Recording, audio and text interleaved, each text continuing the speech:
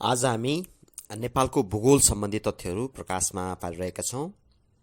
नेपालको भौगोलिक अवस्थिति अक्षांश 26 डिग्री 22 मिनेटदेखि 30 डिग्री 27 मिनेट उत्तरी अक्षांश, 26 डिग्री 22 मिनेटदेखि 30 डिग्री 27 मिनेट उत्तरी अक्षांश। देशान्तर 80 डिग्री 4 मिनेटदेखि 88 डिग्री 80 डिग्री 4 मिनेटदेखि 88 डिग्री 12 मिनेट पूर्वी देशान्तर, 80 डिग्री 4 मिनेटदेखि 88 डिग्री 12 मिनेट पूर्वी देशान्तर। नेपालको क्षेत्रफल 1,47,181 वर्ग किलोमिटर, 1,47,181 वर्ग किलोमिटर, 147,181 वर्ग किलोमिटर। वर्गमाइलमा भन्दा 56,827 वर्ग माइल, 56827 वर्ग माइल, 56,827 वर्ग माइल। तर सुगौली सन्धि हुनुभन्दा अगाडि नेपालको क्षेत्रफल 2,04,917 वर्ग किलोमिटर थियो। हेर्नुहोस् त कति ठुलो थियो, विशाल नेपाल थियो सुगौली सन्धिभन्दा अगाडि। 2,04,917 वर्ग किलोमिटर। तर आजभोलि हाम्रो देशको क्षेत्रफल, नेपालको क्षेत्रफल 1,47,181 वर्ग किलोमिटर अर्थात् 56,827 वर्ग माइल रहेको छ। नेपालको पूर्व पश्चिम औसत लम्बाइ 885 किलोमिटर रहेको छ भने उत्तर दक्षिण अधिकतम चौडाइ 241 किलोमिटर र न्यूनतम चौडाइ 145 किलोमिटर छ र औसतमा 193 किलोमिटर रहेको छ। उत्तर दक्षिण चौडाइ 193 किलोमिटर औसतमा भने पूर्व पश्चिम औसत लम्बाइ 885 किलोमिटर। नेपालले विश्वको कुल क्षेत्रफलको 0.03%, नेपालले विश्वको कुल क्षेत्रफलको 0.03%, एसियाको 0.3% र दक्षिण एसियाको करिब 3% हिस्सा ओगटेको छ। विश्वको कुल क्षेत्रफलको 0.03%, एसियाको 0.3% र दक्षिण एसियाको करिब 3% हिस्सा ओगटेको छ। नेपालले क्षेत्रफलको हिसाबले विश्वको 93औं स्थानमा रहेको छ हाम्रो देश नेपाल र जनसङ्ख्याको हिसाबले 48औं स्थानमा रहेको छ नेपाल। भूपरिवेष्टित राष्ट्रमध्ये क्षेत्रफलमा 22औं ठुलो राष्ट्र हो नेपाल र जनसङ्ख्यामा भूपरिवेष्टित राष्ट्रहरूमध्येको जनसङ्ख्यामा भन्नुपर्दाखेरि 5औं ठुलो देश हो नेपाल। नेपालबाट सामुद्रिक दूरता, समुद्र कति दूर छ, नेपालबाट कति टाढा छ?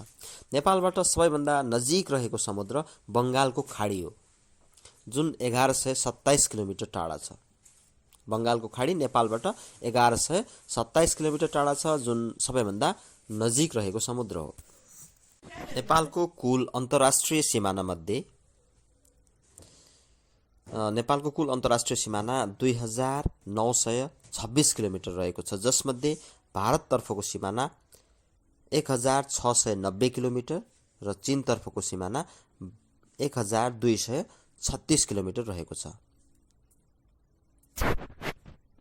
भारत र चीन बाहेक भूपरिवेष्टिता यी दुई मुलुकहरू बाहेक नेपाल सबैभन्दा नजिक बङ्गलादेशसँग रहेको छ। दुई मुलुक बाहेकको बङ्गलादेश 27 किलोमिटर टाढा रहेको छ र दोस्रो भुटान 32 किलोमिटरको दूरीमा रहेको छ। क्षेत्रफलमा तुलना गर्दा नेपाल भारतभन्दा 22 गुणा र चीनभन्दा 65 गुणा सानो छ। नेपालको प्रमाणिक समय 86 डिग्री 15 मिनेट पूर्वी देशान्तर गौरीशङ्कर हिमाललाई काटेर गएको रेखामा आधारित हो र यो 2042 वैशाख 1 गते निर्धारण गरिएको थियो। नेपालको समय ग्रीनविच मीन टाइम भन्दा 5 घण्टा 45 मिनेट छिटो छ। नेपालका 4 बिन्दुहरू: उत्तरी बिन्दु हुम्लाको च्याङ्ला भन्ज्याङ 30 डिग्री 27 मिनेटमा रहेको, दक्षिण बिन्दु झापाको लोदावरी 26 डिग्री 22 मिनेट दक्षिण बिन्दुमा रहेको, पूर्वी ताप्लेजुङ 88 डिग्री 12 मिनेटमा रहेको र पश्चिमी कञ्चनपुर दोधरा 80 डिग्री 4 मिनेटमा रहेको। नेपालका 4 सिमानाहरू: पूर्वतर्फ पश्चिम बङ्गाल सिक्किम भारतको, पश्चिमतर्फ उत्तराखण्ड भारतकै, उत्तरतर्फ तिब्बत चीनको, दक्षिणतर्फ बिहार उत्तर प्रदेश। नेपालमा अन्य केही विश्वमै प्रख्यात यस्तै भौगोलिक हिसाबले हेर्दाखेरि नेपालमा केही प्रख्यात चिजवस्तुहरू पनि पाइन्छन्, जसलाई हामी नेपालको मौलिक पहिचानको रूपमा पनि लिन सक्दछौँ। नेपालमा सर्वोच्च शिखर सगरमाथा रहेको छ, जसको उचाइ 8848.86 मिटर रहेको छ। सर्वोच्च घाँटी पनि नेपालमै रहेको छ, पूर्वी ग्याचु, जो ताप्लेजुङ जिल्लामा रहेको छ, जो चाहिँ 6571 मिटरको उचाइमा रहेको छ। नेपालमै सबैभन्दा गहिरो गल्छी पनि रहेको छ, दाना गल्छी, जसलाई हामी अन्ध पनि भन्ने गर्छौँ, अन्ध गल्छी, दाना गल्छी, जो म्याग्दीमा रहेको छ, जो चाहिँ 6967 मिटर गहिरो रहेको छ। 6967 मिटर।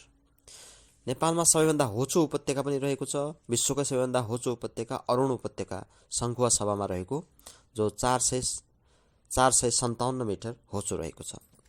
नेपालमा सर्वोच्च स्थानको ताल पनि रहेको छ, केजिन सारा लेक भन्ने ताल, जो मनाङमा रहेको छ, 5002 मिटरको उचाइमा रहेको छ। केजिन सारा लेक सर्वोच्च स्थानको ताल हो। सर्वोच्च मानव बस्ती पनि नेपालमै रहेको छ, तराब गाउँको बस्ती, जो डोल्पामा रहेको छ। तराब गाउँको बस्ती सर्वोच्च मानव बस्ती हो। अनि त्यसै गरी सर्वोच्च स्थानमा रहेको होटल, विश्वमै सबैभन्दा उच्च स्थानमा रहेको होटल जो नेपालमै छ, जसको नाम हो होटल एभरेस्ट भ्यू, सोलुखुम्बु जिल्लामा रहेको छ, जो 3780 मिटरको उचाइमा रहेको छ। नेपालमा मात्रै पाइने पुतली पोन्टिया शेर्पा हो।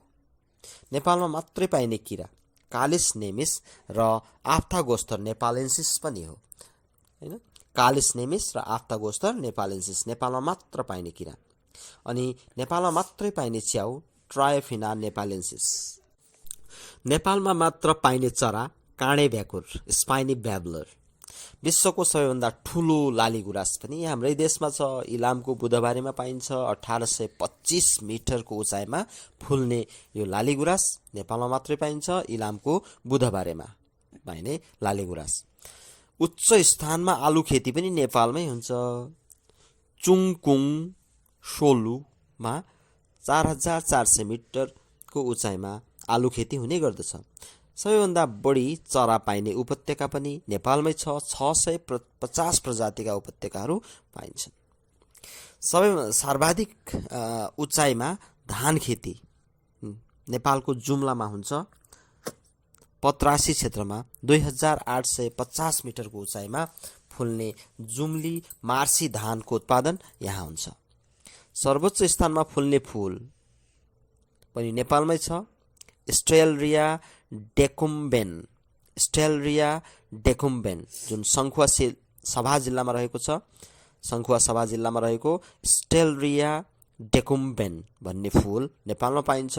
नेपालको सङ्खुवा सभामा जुन फूल सबैभन्दा सर्वोच्च स्थानमा फुल्दछ, 6492 मिटरको उचाइमा फुल्ने फूल स्टेलरिया डेकुम्बेन सङ्खुवा सभा जिल्लामा पाइने। सर्वोच्च स्थानमा उड्ने पुतली ब्यान्डेड अपोलो डोल्पामा पाइन्छ, जो 5000 मिटरको उचाइमा उड्ने गर्दछ। सर्वोच्च स्थानको जलविद्युत गृह पनि नेपालमै छ, चोरोल्पा जलविद्युत केन्द्र दोलखामा।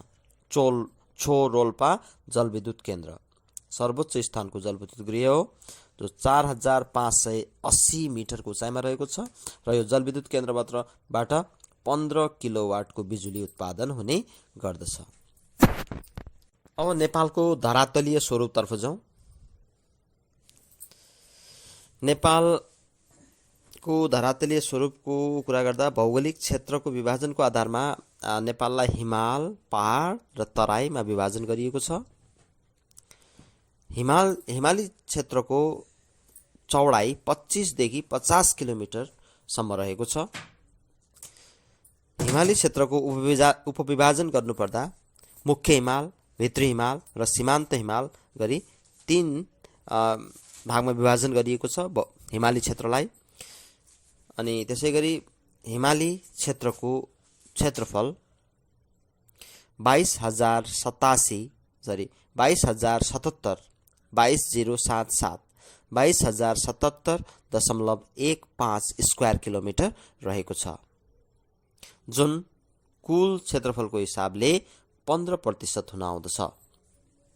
र हिमाली क्षेत्रमा कुल जनसङ्ख्याको 6.73% जनसङ्ख्या बसोबास गर्दछ भने हिमाली क्षेत्रमा 5.6% भूमि खेतीयोग्य रहेको छ। 5.6% भूमि। त्यस्तै प्रकारले पहाडी क्षेत्र 75 देखि 125 किलोमिटरको चौडाइमा फैलिएको छ। पहाडी क्षेत्रको उपविभाजन गर्नुपर्दा 3 प्रकारले उपविभाजन गरिएको छ। 3वटा भाग रहेका छन् पहाडी क्षेत्रका: महाभारत, मध्यभूमि र चुरे श्रेणी।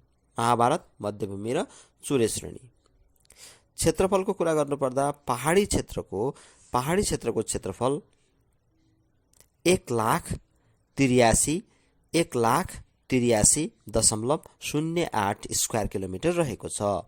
1,83,008 स्क्वायर किलोमिटर रहेको छ। यो क्षेत्रफल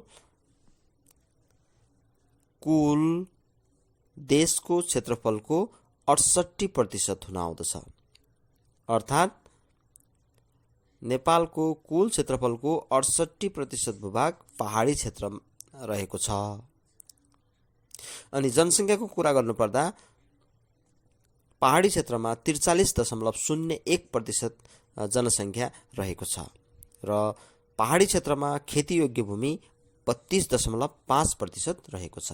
32.5% भूमि हाम्रो देशमा खेतीयोग्य भूमि रहेको छ। अब तराईको चौडाइ 25 देखि 40 किलोमिटरसम्म रहेको छ। तराईको उपविभाजन गर्दाखेरि खास तराई, भावर र भित्री मधेस गरी 3 भागमा विभाजन गरिन्छ। खास तराई, भावर र भित्री मधेस। तराई क्षेत्रको क्षेत्रफल 25,020.77 वर्ग किलोमिटर रहेको छ। 25,020.77 वर्ग किलोमिटर रहेको छ। यो नेपालको कुल भूभागको 17% क्षेत्रफल हुन आउँदछ भने तराई क्षेत्रमा कुल जनसङ्ख्याको 50.27% नेपालीहरू बसोबास गर्दछन्। तराई क्षेत्रमा कुल खेतीयोग्य भूमि 61.9% रहेको छ। यस प्रकारले हेर्दाखेरि तराई क्षेत्रको क्षेत्रफल निकै कम छ, 17% मात्रै छ, तर खेतीयोग्य भूमि चाहिँ 61.9% रहेको छ। अनि जनसङ्ख्याको दृष्टिकोणले पनि तराई क्षेत्रमा बढी मानिसहरू अर्थात् 50.27% नेपालीहरू बसोबास गर्दछन्। धरातलीय स्वरूपका कुरा गर्दा नेपालमा कुल हिमाली जिल्ला 21वटा रहेका छन्। 21वटा हिमाली जिल्ला। पहाडीका जिल्लाहरू 28वटा रहेका छन्। उपत्यकाका जिल्लाहरू 3 रहेका छन्। तराईका जिल्ला 18वटा रहेका छन् र भित्री मधेसका जिल्ला 7वटा रहेका छन्।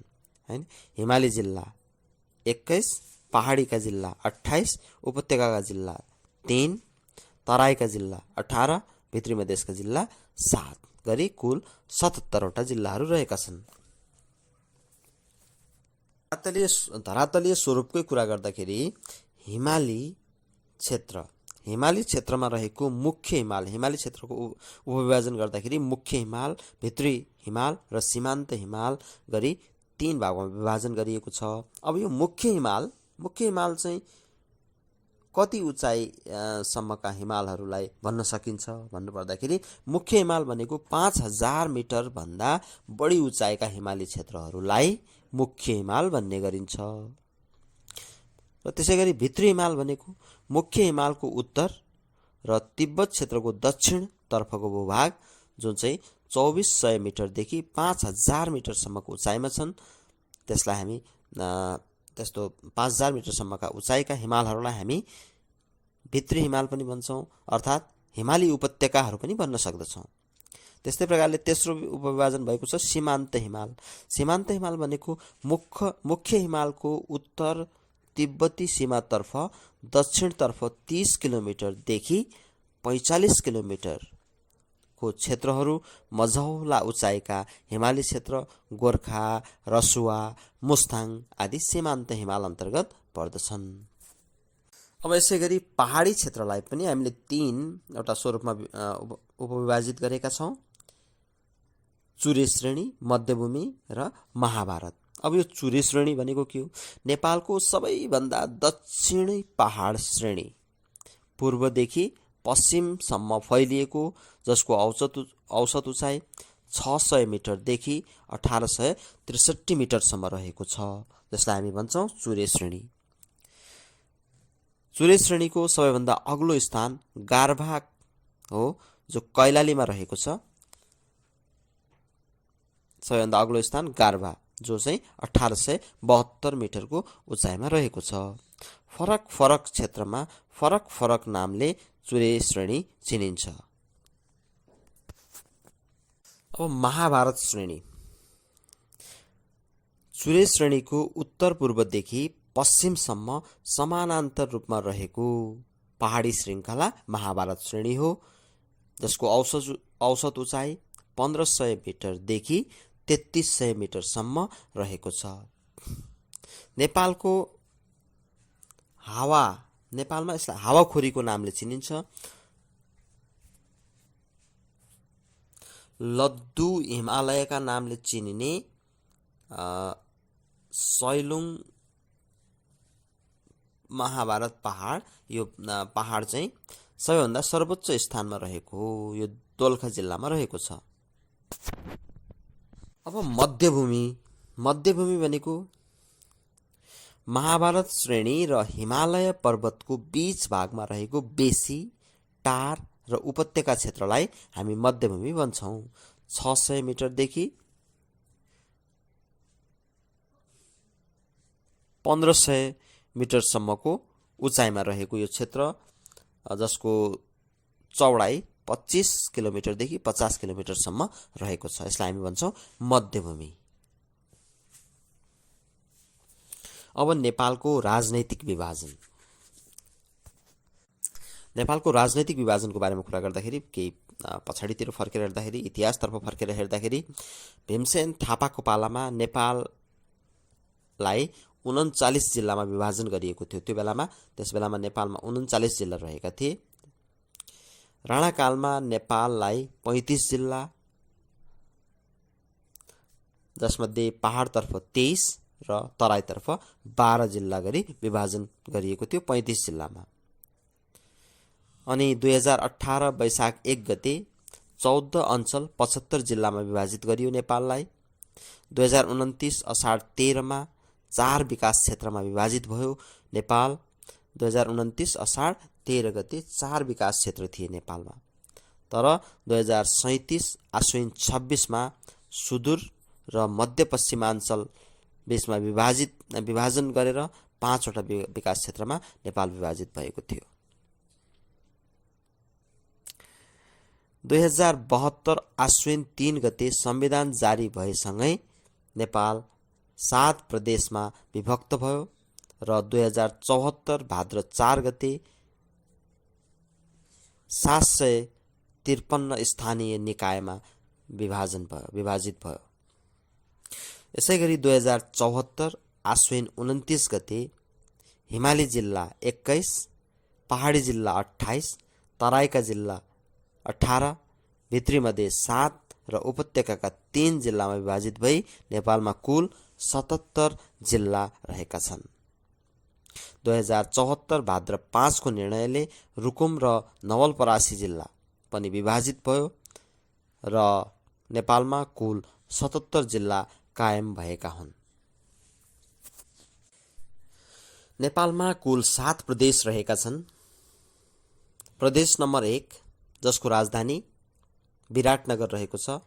प्रदेश नम्बर 1 मा कुल 137 वटा स्थानीय तह रहेका छन् भने कुल जनसङ्ख्याको 17.12% मानिसहरू प्रदेश नम्बर 1 मा बसोबास गर्दछन्। प्रदेश नम्बर 1 मा 14 जिल्ला रहेका छन् भने प्रदेश नम्बर 1 को कुल क्षेत्रफल 25,905 वर्ग किलोमिटर रहेको छ। यो 25,905 वर्ग किलोमिटर भनेको नेपालको कुल भूभागको 18% भूभाग हो।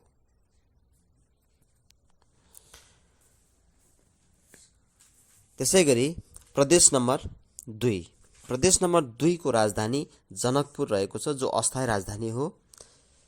प्रदेश नम्बर 2 मा कुल 136 वटा स्थानीय तहहरू रहेका छन् र जनसङ्ख्याको दृष्टिकोणले हेर्दाखेरि कुल जनसङ्ख्याको 20.4% जनसङ्ख्या प्रदेश नम्बर 2 मा बसोबास गर्दछन्। प्रदेश नम्बर 2 मा 8 वटा जिल्लाहरू रहेका छन् र क्षेत्रफलको हिसाबले 9.661% भूभाग प्रदेश नम्बर 2 ले ओगटेको छ। 9,661 वर्ग किलोमिटर, 9,661 वर्ग किलोमिटर क्षेत्रफल प्रदेश नम्बर 2 ले ओगटेको छ। यो क्षेत्रफल भनेको नेपालको कुल भूभागको 7% क्षेत्रफल हो। यसैगरी बागमती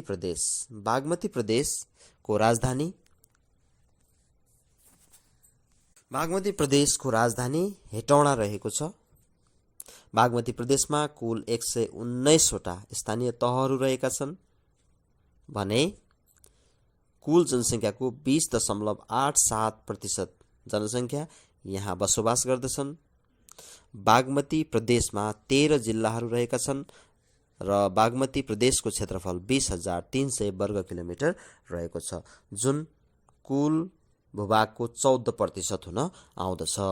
त्यसैगरी गण्डकी प्रदेशमा 11 वटा जिल्लाहरू रहेका छन् र गण्डकी प्रदेशको राजधानी पोखरा रहेको छ। गण्डकी प्रदेशमा 85 वटा स्थानीय तहहरू रहेका छन्, 11 जिल्ला रहेका छन् र क्षेत्रफलको हिसाबले 21,504 वर्ग किलोमिटर क्षेत्रफल रहेको छ गण्डकी प्रदेशको, जुन नेपालको कुल क्षेत्रफलको 15% हुन आउँदछ। त्यस्तै प्रकारले लुम्बिनी प्रदेशको राजधानी दाङ देउखुरी रहेको छ। यस लुम्बिनी प्रदेशमा 12 वटा जिल्लाहरू रहेका छन् र क्षेत्रफलको हिसाबले कुरा गर्दाखेरि 19,838 वर्ग किलोमिटर क्षेत्रफल रहेको छ, जुन कुल क्षेत्रफलको 13% हुन आउँदछ। त्यस्तै प्रकारले कर्णाली प्रदेशको राजधानी सुर्खेत रहेको छ। कर्णाली प्रदेशमा 79 वटा स्थानीय तहहरू रहेका छन् र जनसङ्ख्याको दृष्टिकोणले कुरा गर्दाखेरि कुल जनसङ्ख्याको 5.9% जनसङ्ख्या कर्णाली प्रदेशमा बसोबास गर्दछन्। कर्णाली प्रदेशमा 10 जिल्ला रहेका छन् र क्षेत्रफलको हिसाबले कुरा गर्दाखेरि कर्णाली प्रदेशको क्षेत्रफल 30,211 वर्ग किलोमिटर रहेको छ, जो चाहिँ कुल क्षेत्रफलको 21% क्षेत्रफल हुन आउँदछ। र अन्तिम प्रदेश, सबैभन्दा पश्चिमतर्फको प्रदेश, सुदूरपश्चिम प्रदेशको राजधानी गोदावरी रहेको छ। गोदावरी राजधानी रहेको यो सुदूरपश्चिम प्रदेशमा जम्मा 88 वटा स्थानीय तहहरू रहेका छन् र जनसङ्ख्याको दृष्टिकोणले कुल क्षेत्रफलको 9.63% क्षेत्रफल सुदूरपश्चिममा बसोबास गर्दछ भने सुदूरपश्चिम प्रदेशमा 9 वटा जिल्ला रहेका छन्। सुदूरपश्चिम प्रदेशमा 9 वटा जिल्ला रहेका छन् र क्षेत्रफलको कुरा गर्दाखेरि सुदूरपश्चिम प्रदेशको क्षेत्रफल 19,539 वर्ग किलोमिटर रहेको छ। 19,539 वर्ग किलोमिटर रहेको छ, जुन कुल क्षेत्रफलको 13% हुन आउँदछ।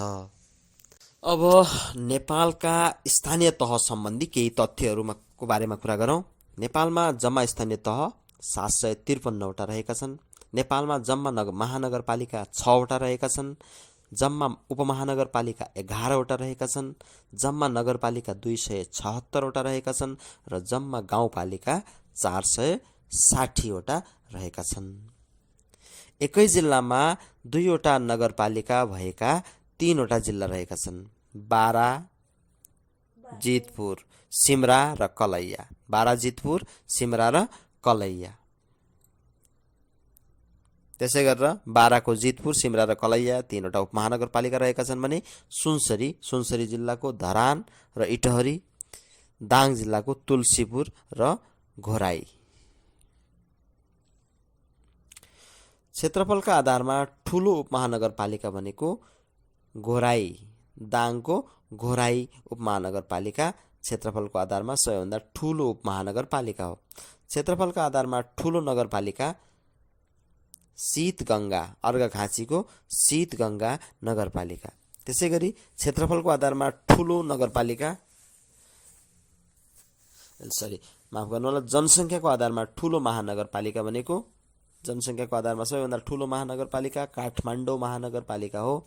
जनसङ्ख्याको आधारमा ठूलो नगरपालिका चाहिँ मेची नगरपालिका हो र जनसङ्ख्याको आधारमा ठूलो उपमहानगरपालिका जनकपुर उपमहानगरपालिका हो। क्षेत्रफलका आधारमा ठूलो गाउँपालिका हुम्लाको नामखा हो। क्षेत्रफलको आधारमा ठूलो गाउँपालिका हुम्लाको नामखा हो, नामखा गाउँपालिका। क्षेत्रफलको आधारमा सबैभन्दा सानो गाउँपालिका हो बाराको परवानीपुर भन्ने गाउँपालिका। क्षेत्रफलको आधारमा सानो नगरपालिका भक्तपुर नगरपालिका हो भने जनसङ्ख्याको आधारमा ठूलो गाउँपालिका राप्ती सोनारी, बाँकेको राप्ती सोनारी गाउँपालिका हो। नगरपालिका नै नभएको जिल्लाहरू, नगरपालिका नभएका 5 वटा जिल्लाहरू रहेका छन्। नगरपालिका नभएका रसुवा, मुस्ताङ, मनाङ, हुम्ला, पूर्वी रुकुम। रसुवा, मुस्ताङ, मनाङ, हुम्ला, पूर्वी रुकुम। गाउँपालिका विहीन जिल्ला, गाउँपालिका नै नभएको जिल्लाहरू 2 वटा जिल्ला रहेका छन्। काठमाडौँ र भक्तपुरमा एउटा पनि गाउँपालिका रहेको छैन। सबैभन्दा बढी स्थानीय तह भएको जिल्ला सर्लाही जिल्ला हो। यहाँ 20 वटा स्थानीय तहहरू रहेका छन्।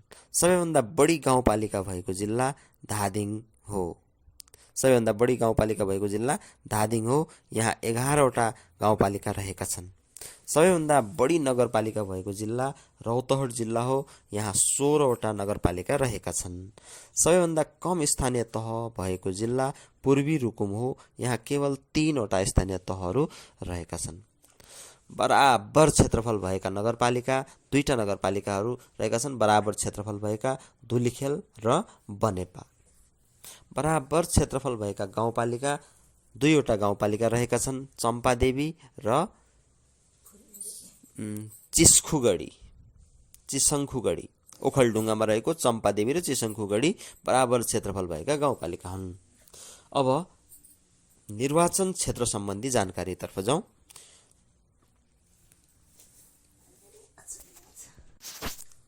निर्वाचन क्षेत्र प्रतिनिधि सभामा एक क्षेत्र भएको 35 वटा जिल्लाहरू रहेका छन्। प्रतिनिधि सभामा 2 क्षेत्र भएको 21 वटा जिल्लाहरू रहेका छन्। प्रतिनिधि सभामा 3 क्षेत्र भएको 7 वटा जिल्लाहरू रहेका छन्। 7 वटा जिल्लाहरू रहेका छन्। प्रतिनिधि सभामा 4 क्षेत्र भएको 9 वटा जिल्लाहरू रहेका छन्। प्रतिनिधि सभामा 5 क्षेत्र भएको 3 वटा जिल्लाहरू रहेका छन्। प्रतिनिधि सभामा 6 जिल्ला भएको केवल एउटै जिल्ला छ। प्रतिनिधि सभामा 6 क्षेत्र भएको एउटै जिल्ला मोरङ हो। प्रतिनिधि सभामा 10 क्षेत्र भएको एउटै जिल्ला काठमाडौँ हो। काठमाडौँमा 10 वटा क्षेत्रहरू रहेका छन्। अब स्थानीय तह सम्बन्धी केही तथ्यहरू। क्षेत्रफलमा सबैभन्दा ठुलो महानगरपालिका पोखरा हो भने उपमहानगरपालिका घोराही हो, दाङको घोराही हो। क्षेत्रफलको आधारमा सबैभन्दा ठुलो नगरपालिका शीतगंगा नगरपालिका हो अर्घाखाँचीको भने क्षेत्रफलको आधारमा सबैभन्दा ठुलो गाउँपालिका हुम्लाको नामखा गाउँपालिका हो। क्षेत्रफलको आधारमा सबैभन्दा ठुलो महानगरमा पोखरा, उपमहानगरमा दाङको घोराही, नगरमा अर्घाखाँचीको शीतगंगा र गाउँपालिकामा हुम्लाको नामखा भने क्षेत्रफलको आधारमा सबैभन्दा सानो महानगरपालिका हो ललितपुर महानगरपालिका। उपमहानगरपालिका हो नेपालगञ्ज उपमहानगरपालिका। क्षेत्रफलको आधारमा सबैभन्दा सानो नगरपालिका भक्तपुर हो भने क्षेत्रफलको आधारमा सबैभन्दा सानो गाउँपालिका परवानीपुर हो, बाराको परवानीपुर हो। अब जनसङ्ख्याको आधारमा सबैभन्दा ठुलो महानगरपालिका काठमाडौँ हो। जनसङ्ख्याको आधारमा सबैभन्दा ठुलो उपमहानगरपालिका जनकपुर हो। जनसङ्ख्याको आधारमा सबैभन्दा ठुलो नगरपालिका मेचीनगर नगरपालिका हो भने जनसङ्ख्याको आधारमा सबैभन्दा ठुलो गाउँपालिका दाङको राप्ती सोनारी नगरपालिका हो। जनसङ्ख्याको आधारमा सबैभन्दा सानो महानगरपालिका विराटनगर महानगरपालिका हो। जनसङ्ख्याको आधारमा सबैभन्दा सानो उपमहानगरपालिका जितपुर हो, सिमराको जितपुर सिमरा हो उपमहानगरपालिका। जनसङ्ख्याको आधारमा सबैभन्दा सानो नगरपालिका ठुरीभेरी डोल्पा हो, ठुरीभेरी डोल्पा हो भने जनसङ्ख्याको आधारमा सबैभन्दा सानो गाउँपालिका मनाङको नार्फु गाउँपालिका हो।